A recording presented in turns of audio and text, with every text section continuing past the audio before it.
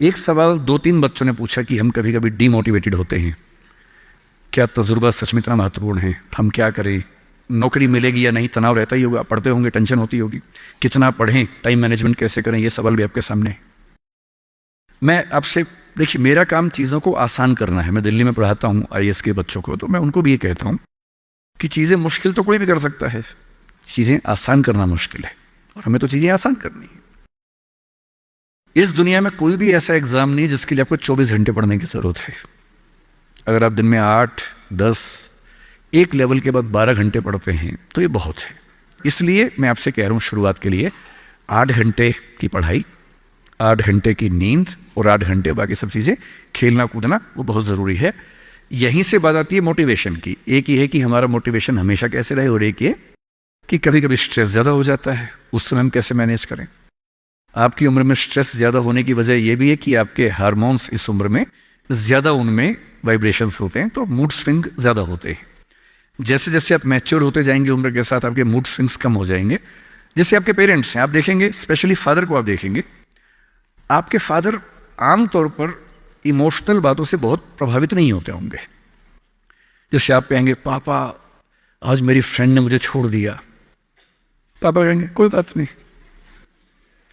आपके अंदर से आंसू छूट रहे हैं, आपका मन कर रहा है मैं क्या कर लूं, आग लगा दूं, जंगल में जाके क्या कर दूं, इमोशंस ऐसे उछल रहे हैं आपके। पापा क्या बोल रहे हैं, कोई बात नहीं, कोई और मिल जाएगा उससे बेहतर, ठीक है। ऐसा नहीं कि बहुत अभ्यास किया उन्होंने, उम्र बढ़ने के साथ साथ हमारे हार्मोन्स का बैलेंस चेंज होता है और आप बहुत मैच्योर हो जाते हैं। मैच्योर होने का सबसे बेसिक मतलब है कि आप किसी इमोशन में बह नहीं जाते, आप खुद के ऊपर कंट्रोल बेहतर रख पाते हैं, तो उम्र के साथ होगा। लेकिन अभी जैसे डीमोटिवेशन आपको होता होगा, करियर को लेकर सवाल मन में आता होगा कि आईएएस बनूं तो कैसे बनूं, कितना पढ़ूं, कितना ना पढ़ूं, ये सब सवाल आते होंगे। तो मैं आपसे 2-3 बातें कहना चाह रहा हूं। मैं तो आईएएस के लिए पढ़ाता हूं, अगर आप आईएएस की तैयारी करेंगे तो इनडायरेक्टली कहीं ना कहीं मुझे उससे फायदा ही होगा। पर ईमानदारी की बात यह है कि वो अकेला रास्ता नहीं है। एक बात को ठीक से, आईएएस बनने का मजा क्या है कि आपका सोचने का तरीका बहुत साइंटिफिक हो जाता है। आप फैक्ट्स पे बात करते हैं, तथ्यों पे बात करते हैं, आर्गुमेंट्स पे बात करते हैं, इमोशन से बात नहीं करते हैं, समझदारी से बात करते हैं। हमारे देश में जो आबादी है, वो आबादी, अब सेंसस जब भी होगा पता लगेगा, पर हम मान के चलते हैं कि वो आबादी लगभग 145 करोड़ के आसपास इस समय हो चुकी है, पूरे इंडिया की बात अगर हम करें। 145 करोड़ में से अगर मैं कहूं कि जो लोग 21 साल या 18 साल से मान लीजिए 30 की उम्र के बीच में है, इन 12 साल में है, मेरे ख्याल से ये आबादी भी कम से कम 12, 15, 20 करोड़ के आसपास तो होगी ही होगी। अगर ये 20 करोड़ लोग सोचे कि मैं आईएएस बनना है, या मैं आधे भी सोच लें, 10 करोड़ सोच लें, आपको ये समझना है कि आईएएस पूरे भारत में कुल मिला के 6000 होते हैं, जिनमें से भी 5000 लोग हैं। आईपीएस भी इतने ही होते हैं, 5-6 हजार के बीच में होते हैं। अगर 10 करोड़ लोग सपना देखेंगे उन नौकरियों का, अगर मैं सारी सिविल सर्विसेज मिला लूं, सेंटर की, स्टेट की, सब मिला लूं, तो सेंटर की कुल 20 सर्विसेज मान लीजिए, सबका काटा अगर हम 5000 भी एवरेज रखें तो 1 लाख लोग होंगे। आपके स्टेट का मान लें, स्टेट में मान लेता हूं कि 2-3 हजार लोग होंगे जो सरकारी नौकरी में ठीक पद पे होंगे, उससे ज़्यादा तो काटा नहीं होना चाहिए, क्योंकि स्टेट बहुत छोटा आपका है, आबादी बहुत कम है। तो जो नौकरियां कुल मिला के 10-12 हजार हैं, अगर देश का हर युवा सोचे कि मुझे उसी में आना है, तो इसका मतलब है कि हम एक ऐसे रास्ते पे जा रहे हैं जिसमें डिप्रेशन होने की संभावना बहुत ज़्यादा है, एंग्जाइटी होने की संभावना बहुत ज़्यादा है, बहुत लोगों को हारना भी पड़ेगा, बहुत लोगों को हासिल नहीं हो पाएगा वो सब। तो मैं जो आपसे कहना चाह रहा हूँ, सरकारी नौकरी ठीक है, कोशिश करने में बुराई नहीं है, सरकारी नौकरी में कुछ चीज़ें अच्छी होती हैं, पर अपने मन से ये बात निकाल दीजिए कि मुझे केवल और केवल सरकारी नौकरी में ही जाना है। दुनिया में तमाम रास्ते हैं, और मैं कुछ रास्ते आपको हिंट करता हूँ इस चीज़ का। जैसे मैं खुद एक एग्जांपल हूँ, मैं सरकारी नौकरी में रहा, मैं दिल्ली यूनिवर्सिटी में लेक्चरर था, पहले असिस्टेंट प्रोफेसर था, 2 कॉलेजेस में पढ़ाया मैंने वहाँ। फिर आईएएस का एग्ज़ाम दिया, सिलेक्ट हो गया, उसमें 6-7 महीने वहाँ नौकरी की, फिर वो भी छोड़ा। अब मैं अपना काम करता हूँ, सेल्फ एम्प्लॉयड हूँ। और मैं ईमानदारी से आपसे कह रहा हूँ, आप जब भी कोई फैसला करेंगे अपने बारे में, कभी ना कभी आपको फील होगा, बेशक 1 सेकंड के लिए, कि आपने गलत किया। कोई भी फैसला हो, आप स्पाउस सिलेक्शन करेंगे अपने लिए, कितना भी सोच के कर लें, जीवन में कभी ना कभी लगेगा गलती हुई, अक्सर लगेगा ठीक किया, कभी कभी लगेगा गलत किया। और ऐसा नहीं कि आपने एक्स के बदले वाई किया होता तो नहीं लगता, तो भी लगता। दिक्कत ये नहीं है कि मैं एक्स को चुनूं या वाई को चुनूं, आप जिसको भी चुनेंगे पूरा पैकेज साथ में आता है, अच्छी चीजें भी खराब चीजें भी। जो अच्छा आएगा उस पर आपका ध्यान नहीं जाएगा क्योंकि वो तो फॉर ग्रांटेड है। जो मिल जाता है वो मिट्टी हो जाता है, कोई वैल्यू नहीं करता उसको। जो मिस हो जाता है वो चुभता है। और जो चीज दूसरे ऑप्शन में अच्छी थी इसमें नहीं, आप बार बार वो देखते अरे यार वो ठीक था, अरे यार वो ठीक था, जबकि वहां 12 प्रॉब्लम्स थी, यहां 2 प्रॉब्लम है। पर हमारी ह्यूमन कॉन्शियसनेस ऐसी है कि जो छूट गया उस पर नजर ज्यादा जाती है, जो मिल गया मिट्टी हो जाता है। एक बड़ा प्रसिद्ध शेर मैं कई बार कोट करता हूं, मतलब दुनिया जिसे कहते हैं जादू का खिलौना है, मिल गया वो मिट्टी है, नहीं मिला वो सोना है। जो नहीं मिलता है ना वो बड़ा परेशान करता है। ये नौकरी के मामले में भी है। पर मैं ईमानदारी से कह रहा हूं कि मुझे आज तक जिस एक फैसले पर 1 सेकंड के लिए भी नहीं लगा कि मैंने गलत किया, वो नौकरी छोड़ने का फैसला है। मुझे आज तक नहीं लगा कि मैंने गलती की, क्योंकि मुझे लगता मैंने एकदम ठीक किया। मैंने अपने स्वधर्म, अपने नेचर के अनुसार सही किया। इस बच्चे ने बड़ा खूबसूरत सवाल पूछा कि आप आईएएस एलाइड की नौकरी छोड़ के टीचिंग में क्यों आ गए। मैं इस सवाल में दूसरा सवाल जोड़ देता हूं। हमारे सामने प्रेम सिंह जी बैठे हैं, मुख्यमंत्री जी बैठे हैं, वो टीचिंग की नौकरी छोड़ के पॉलिटिक्स में क्यों आ गए। 2 एग्जाम्पल्स हैं आपके सामने। इन दोनों में एक तारतम्य है, एक रिदम है, एक लय है दोनों में। वो टीचर बने, उनको फील हुआ कि उनका स्वधर्म टीचिंग से ज्यादा कुछ और है। मैं आईएएस एलाइड में आया, मुझे लगा कि मेरा स्वधर्म इससे ज्यादा टीचिंग में है। स्वधर्म क्या होता है? आपने गीता पुस्तक का जिक्र सुना होगा, उसमें श्री कृष्ण ने स्वधर्म का जिक्र किया है। यहां बहुत सारे बच्चे बौद्ध समाज से होंगे, महात्मा बुद्ध ने भी इस बात पर खूब जोर दिया है। सारे धर्मों, सारे दर्शनों का जो सार है वो ये है, हर व्यक्ति हर काम के लिए फिट नहीं होता है। 2 चीजों पे गौर करना है। पहला, मैं क्या अच्छा कर सकता हूं, मैं कैपेबल किस चीज के लिए हूं। दूसरा, मुझे क्या करने में मजा आता है। और जहां इन दोनों का इक्विलिब्रियम हो, जहां ये दोनों बातें मिल जाएं, वो आपका स्वधर्म है। यानी जैसे मैं सिंगर बनना चाहता था, पर मैं इतना गंदा गाता हूं कि मैं जब घर में गाता था मेरे पेरेंट्स बोलते तो मैं भारतीय सेना में चले जाना चाहिए, बिना बंदूक के विदेशी की तरह देख के गा देना, बस वैसे ही मर जाएंगे सारे के सारे। सही बात है भाई, ये भी ठीक बात है। तो मेरा मन था कि मैं सिंगर बनूं, पर गला कौवे जैसा भगवान ने दिया, कोयल जैसा नहीं दिया, तो मैं सिंगर नहीं बनूंगा। मेरे मन से क्या होता है, अच्छा लगने से क्या होता है भाई, सुने भी तो कोई मेरी बात को, मेरे गाने को सुने भी तो सही कोई। तो मेरा मन क्या करता है काफी नहीं है। 2 चीजें हैं, मैं क्या कर सकता हूं। मैं बचपन से स्कूल में डिबेटिंग करता था, मेरे पेरेंट्स ने मुझे बड़ा सपोर्ट किया, और बचपन से ही मेरे पेरेंट्स ने, टीचर्स ने कहा कि तुम कुछ ऐसा करना कि मंच पर रह सको, पॉलिटिक्स में जाओ, एमपी बनो। तब मेरा मन भी पॉलिटिक्स में आने का था, स्कूल लाइफ में बहुत ज्यादा मन था उस समय, बाद में नहीं रहा।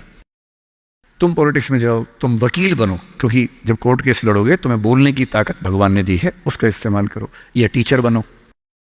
टीचर की छवि हमारे समाज में बहुत अच्छी नहीं होती थी, हालांकि मेरे पेरेंट्स टीचर ही हैं दोनों, पर हमारे समाज में टीचर की छवि होती है। और हमारे देश का दुर्भाग्य है कि जो प्रोफेशन देश को गढ़ता है उसकी छवि बहुत अच्छी नहीं है। टीचर बनना बहुत लोगों का सपना नहीं है, मेरा तो है। और मेरा स्वधर्म, मैंने महसूस कर लिया कि मेरा स्वधर्म टीचिंग है। और स्वधर्म का मतलब वही 2 बातें जो मैं कर सकता हूं और जो मैं करना चाहता भी हूं। आपके मुख्यमंत्री जी अच्छे टीचर रहे होंगे, पर उनको बार बार मन में आता होगा कि मैं जनता के बीच जाकर उनके साथ काम करके क्यों ना कुछ ऐसा करूं कि पॉलिसी मेकिंग में आऊं। उनका स्वधर्म उनको वहां खींच के ले गया, तो उन्होंने वो किया। और इस दुनिया में जो भी सफल इंसान आपको देखे, कोई भी सफल व्यक्ति देखे, किसी भी फील्ड का हो, आप हमेशा देखेंगे वो वही व्यक्ति है जो अपने स्वधर्म पे चल रहा है, जिसने वही रास्ता चुना जो उसकी क्षमताओं यानी कि कैपेबिलिटीज और उसके इंटरेस्ट यानी कि उसकी इच्छाओं से मैच करता था। तो आप सबसे मैं कह रहा हूं कि आईएएस या पीसीएस या सरकारी नौकरी की अंधी दौड़ में मत दौड़िए। मैंने बहुत सरकारी नौकरी वालों को देखा है दुखी रहते हुए। सरकारी नौकरी में है, अच्छा वेतन है, तभी दुखी है, क्योंकि वो नहीं कर पा रहे जो दरअसल करना चाहते थे। सरकारी नौकरी में क्या होता है, सुरक्षा मिलती है, सेफ्टी होती है, सिक्योरिटी होती है, सम्मान मिलता है, समाज के लोग पूछते हैं आपको कि आप सरकारी नौकरी में हैं। गस्टेड ऑफिसर होंगे तो स्टैंप लगा के साइन करने की ताकत आ जाती है। आप जज हैं तो आपकी बात में वजन होता है। आप IAS IPS हैं तो आप पूरा राज्य या देश चला रहे हैं। तो ताकत तो है, अच्छा है, सुरक्षा बहुत ज्यादा है। सबसे पहले ध्यान से सोचिए कि आप अपने जीवन से चाहते क्या है। मैंने जब नौकरी की तो मैंने फील किया कि इस नौकरी से मेरी जो मूल ज़रूरतें हैं वो पूरी हो नहीं पा रही। क्या ज़रूरतें हैं? मुझे अच्छा लगता है कि मैं खूब पढ़ूं और मंच पे खूब बोलूं। वहां कहा कि आप मंच पे जा ही नहीं सकते, कोड ऑफ कंडक्ट। मन कर यार, जिस चीज़ के लिए पैदा हुआ वही नहीं कर पाऊंगा मैं तो। फिर दिन भर फाइलों में काम करना है। अब फाइलों में काम करना अच्छा लगता है कई लोगों को, मुझे नहीं अच्छा लगता, मेरा नहीं है ऐसी रुचि है, तो मैं क्या करूं। मेरा मन करता है कि मैं खूब पढ़ूं, गहरी चीज़ें पढ़ूं। वहां तो वही पढ़ना है जो सरकार के हिसाब से चीज़ें आती हैं, उसमें कोई बहुत क्रिएटिव स्कोप नहीं होता है। तो मैं कुछ महीनों में समझ गया कि ये मेरे बस की बात नहीं है। और मैं आपसे एक लिटमस टेस्ट कहता हूं, अपने पेरेंट्स से अकेले में बात करना। देखिए मैं बहुत ज़्यादा बोलता हूँ, जब आपको लगे ज़्यादा हो गया आप इशारा कर देना, मैं चुप हो जाऊंगा वहां पर, है ना। मैं भूल जाता हूँ कि मैं कितने घंटे बोल चुका हूँ तो आप हिंट कर दीजिएगा। आज घर जाके अपने पेरेंट्स से बात करना और एक बात पूछना उनसे, अकेले में बात करना, सबके सामने नहीं। स्पेशली अगर आपके पापा किसी नौकरी में हैं या मम्मी नौकरी में, जो भी नौकरी में, उनसे पूछना। उनसे कहना कि पापा आप नौकरी में खुश हो, ये बोल के चुप हो जाना। ये मम्मी आप नौकरी करती हो सरकार में या प्राइवेट जहां भी करती हो, ईमानदारी से बताओ, मेरे सिर पे हाथ रखे बताओ कि आप खुश हो। तो पहले वो 2-4 मिनट गोल मटोल बात करेंगे। हाँ बेटा, क्या कह सकते हैं बेटा, हाँ ठीक ही है बेटा, सब बढ़िया चल रहा है बेटा, ऐसी ऐसी बात करेंगे। आप 2 मिनट के बाद फिर उनका हाथ पकड़ के अपने सिर पर रख देना। अब बोलना, आपको मेरी कसम में झूठ बोला तो मर जाऊंगी, मर जाऊंगा। झूठ मत बोलना, सच्ची बताओ आप खुश हो। 2-4-5 मिनट के बाद उनके आंसू निकल जाएंगे या आवाज भर जाएगी उनकी। और मैं गारंटी दे रहा हूं, आप 10 में से 9 पेरेंट्स कहेंगे बेटा खुश तो नहीं है पर क्या करे, क्या करे। तुम्हारा करियर बनाना है, तुम्हारी जिंदगी ठीक रहे, नौकरी छोड़ भी तो नहीं सकते। शायद बाद में जो PF है उसके पैसे मिलेंगे, तुम्हें कॉलेज में पढ़ाना होगा, फीस इकट्ठी करनी होगी, घर बना के देना है, तुम्हारी शादी होगी। कैसे करूंगा, कैसे करूंगी। अब उनसे पूछना कि अगर आप 20 साल पीछे जा सको अपने इतिहास में, टाइम मशीन में आपको बिठा दिया, 20 साल पीछे ले गए और आपको 2 ऑप्शंस मिले, एक यही नौकरी करने का, एक कुछ और करने का, और ये एज्यूम करते हैं कि फाइनेंशियल सिक्योरिटी उतनी ही आपके पास रहेगी जितनी नौकरी में थी, एज्यूम कर लेते हैं। आप क्या करना चाहेंगे? गारंटी से बता रहा हूं, मजाक नहीं कर रहा हूं, गारंटी दे रहा हूं कि 10 में से कम 7 या 8 कहेंगे मैं वो रास्ता चुनना चाहूंगा, ये नहीं चुनना चाहूंगा। इसलिए सिर्फ सिक्योरिटी जिंदगी में काम नहीं आती है, जिंदगी में बहुत कुछ काम आता है। और आपकी जनरेशन के सामने इतनी अपॉर्चुनिटीज हैं। हमारे सामने तो क्या था, हमने जब कॉलेज पास किया तो लोगों से पूछा आप क्या करें, तो लोगों ने कहा 2-3 रास्ते हैं, एक रास्ते IAS बन जाओ, एक है टीचर बन जाओ, एक वकील या जज वाला रास्ता है। तो हमने 2 रास्ते चुन लिए, टीचर और IAS। टीचर का चुना इसलिए मैंने MA किया, MPhil किया, PhD किया, UGC नेट JRF का एग्जाम दिया कि ठीक है टीचर बन जाएंगे। तब तक IAS में इसमें लाइट में हो गया तो वहां जाके देख लिया। जल्दी ही समझ में आ गया कि दोनों में उतना मजा नहीं आ रहा है, तो दोनों छोड़ दिया। लेकिन उस समय छोड़ दिया। अगर 2-4 साल कर लेता तो आज तक वही कर रहा होता, क्योंकि वो जो सुरक्षा है ना, दलदल जैसी होती है, एक बार दलदल में घुस गए बाहर निकलना बड़ा मुश्किल है। लेकिन आपकी जनरेशन का सोचिए, जब मैं अपने आसपास देखता हूं, मेरे बहुत सारे दोस्त सोशल मीडिया पे काफी सक्सेसफुल हैं, फिल्म इंडस्ट्री में हैं। उनमें से एक ने मुझसे पूछा कि सर मैंने 30 साल नौकरी की है और मैं अपनी फील्ड में लगभग टॉप पे हूं। मान लीजिए मैं आपसे पूछूं, ये प्राइवेट सेक्टर की बात है, एक टीवी चैनल के टॉप व्यक्ति के बारे में बता रहा हूं मैं आपको।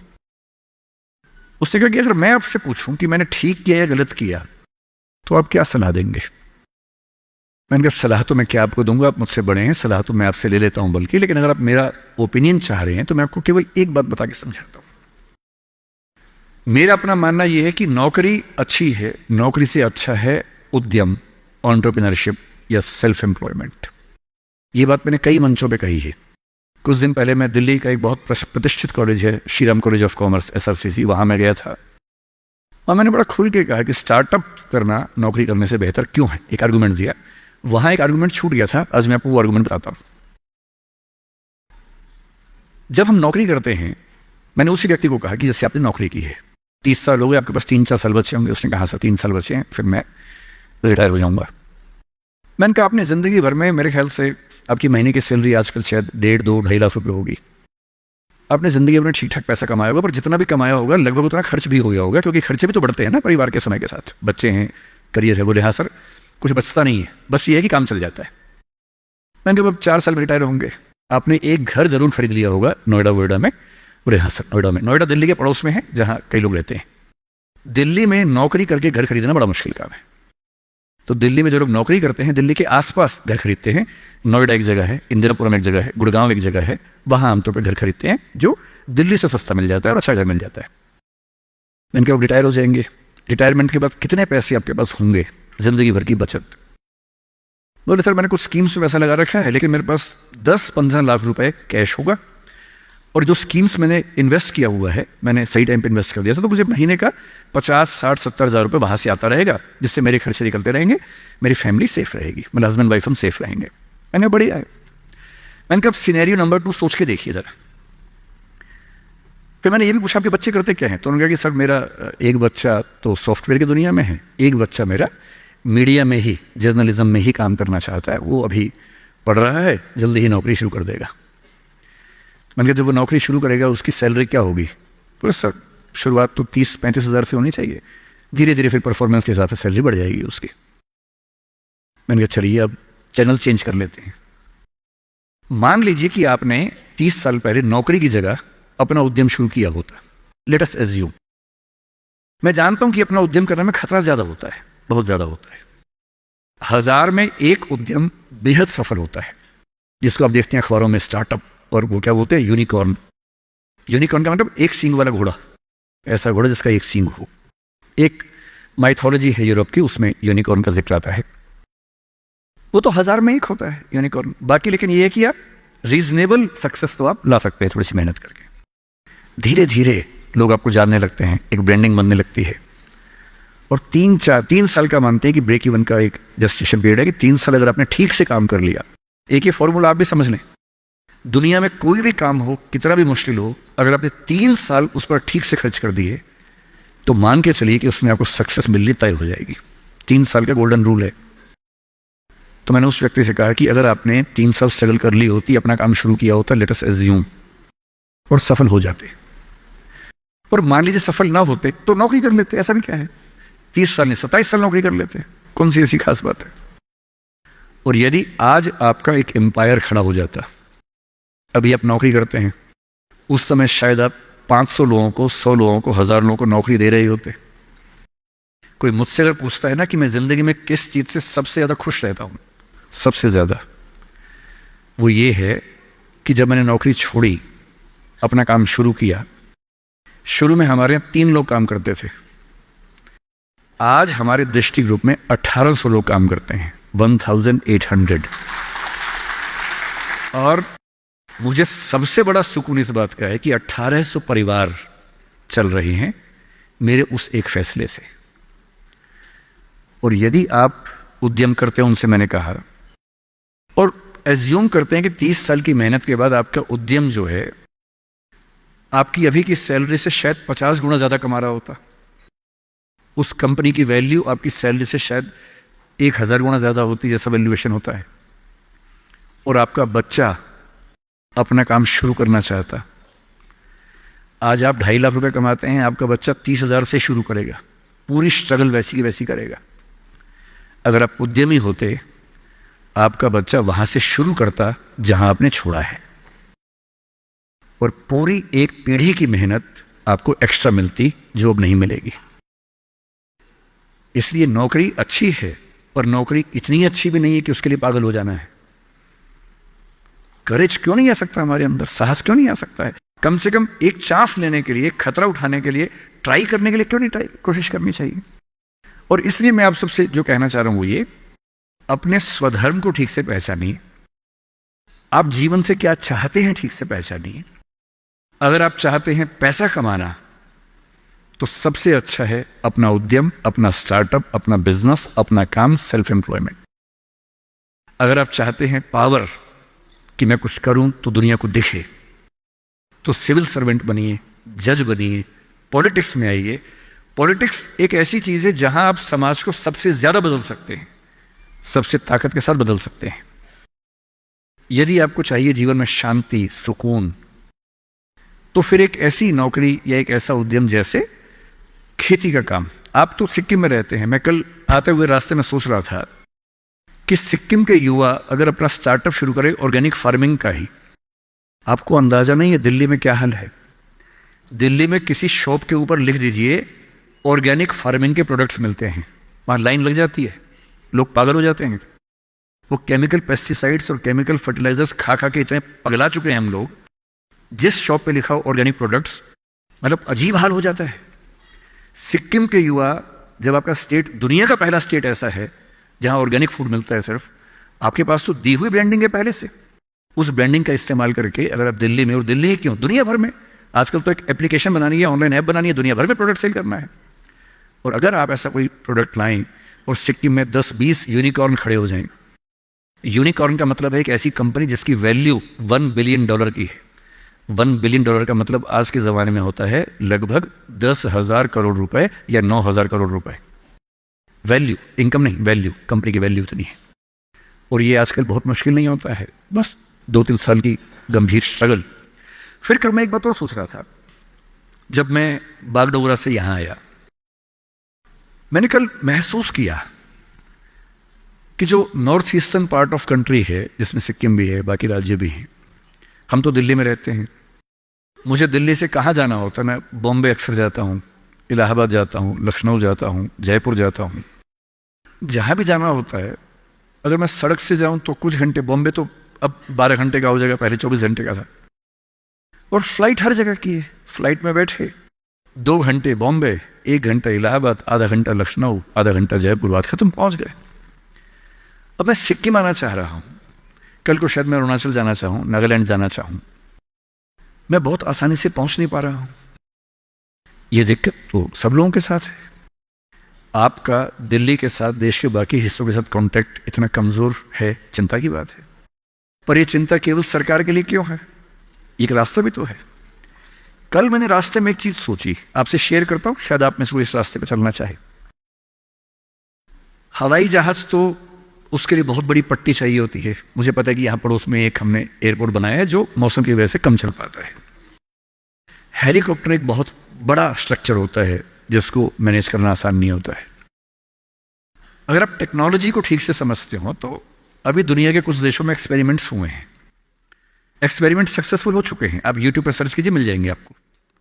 क्या एक्सपेरिमेंट है? एयर टैक्सी का, हवाई टैक्सी। कई कंपनियों ने अलग अलग तकनीक से यह प्रयोग करके देख लिया है। उबर इस पे कुछ एक्सपेरिमेंट्स कर रहा है। हमारे प्रधानमंत्री श्री नरेंद्र मोदी की बात भी उबर कंपनी के मालिक से 3-4 साल पहले हुई कि उबर टैक्सी हम चलाएंगे, एयर टैक्सी चलाएंगे दिल्ली में जल्दी ही। दिल्ली से गुड़गांव जाने में 1 घंटा लगता है, एयर टैक्सी 8 मिनट लेगी मैक्सिमम। टैक्सी कैसे काम करेगी? आपने ड्रोन देखे हुए हैं, हेलीकॉप्टर भी तो इस तरह का ड्रोन ही होता है। एक कार जैसा इंस्ट्रूमेंट है जिसपे 4 पंखे लगे हैं, वो ड्रोन बन के उड़ता है और एक जगह से दूसरी जगह ले जाता है। बैटरी ड्रिवन चीजें भी आने शुरू होने वाली हैं जो कि बहुत कॉस्टली नहीं पड़ती हैं ऑपरेट करने में। मैं कल ही सोच रहा था कि नॉर्थ ईस्ट में अगर कुछ ऐसे युवा हो, कुछ सिक्किम में हो, कुछ अरुणाचल में हो, नागालैंड में हो, त्रिपुरा, मिजोरम, मेघालय में हो, और मिलके कुछ ऐसी कंपनियां बनाएं सरकार की पॉलिसी से बात करके, और मेरे ख्याल से सभी राज्यों के मुख्यमंत्री दिल्ली में बात करेंगे। सिविल एविएशन मिनिस्ट्री से, होम मिनिस्ट्री से परमिशन जो रिक्वायर्ड है वो लेने के बाद उबर जैसी कंपनियों से टाई अप करके जैसे भी करना चाहें, अगर हमारे पास एयर टैक्सी का एक अच्छा मॉडल बन जाए।